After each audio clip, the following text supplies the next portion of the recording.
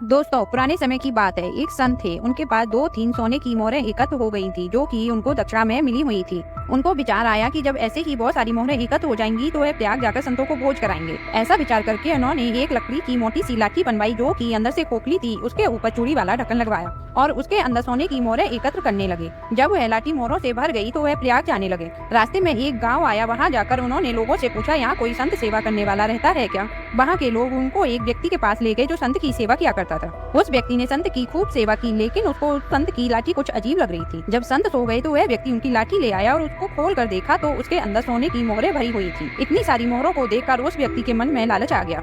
उस व्यक्ति ने अपनी पत्नी से उतने ही वजन के कंकड़ मंगवाए और लाठी के अंदर से मोहरों को निकाल कर कंकड़ भर दिए। अगले दिन संत अपनी लाठी लेकर चले गए। उसके अंदर सोने की मोहरों के वजन के बराबर ही कंकड़ थे, इसलिए उनको कोई शक भी नहीं हुआ। जब वह प्रयाग पहुंचे तो वहां जाकर महंत से बोला कि मुझे संतों को भोज कराना है, उसकी व्यवस्था कर दो। महंत ने भोज की सारी व्यवस्था कर दी। फिर संत से भोज की व्यवस्था के लिए पैसे मांगे। जब संत ने लाठी को ढक्कन खोलकर उसको पलटा तो उसके अंदर कंकड़ निकले।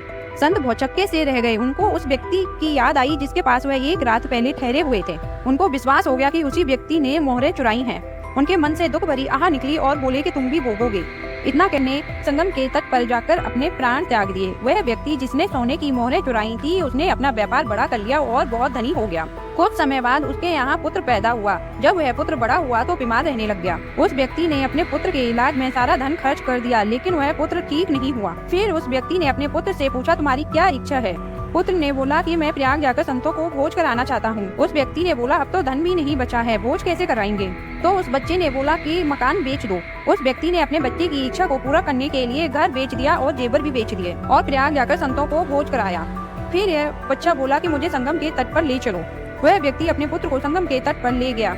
वहाँ पहुंचकर उस बच्चे ने कहा कि मैं वही संत हूँ जिसका तुमने धन चुराया था। अब तुम्हारे पास ना ही बच्चा बचा है और ना ही धन बचा है। दोस्तों, सभी को अपने कर्मों का दंड भोगना ही पड़ता है। अगर आपको यह कहानी अच्छी लगी हो तो कमेंट में जय श्री कृष्णा अवश्य लिखें।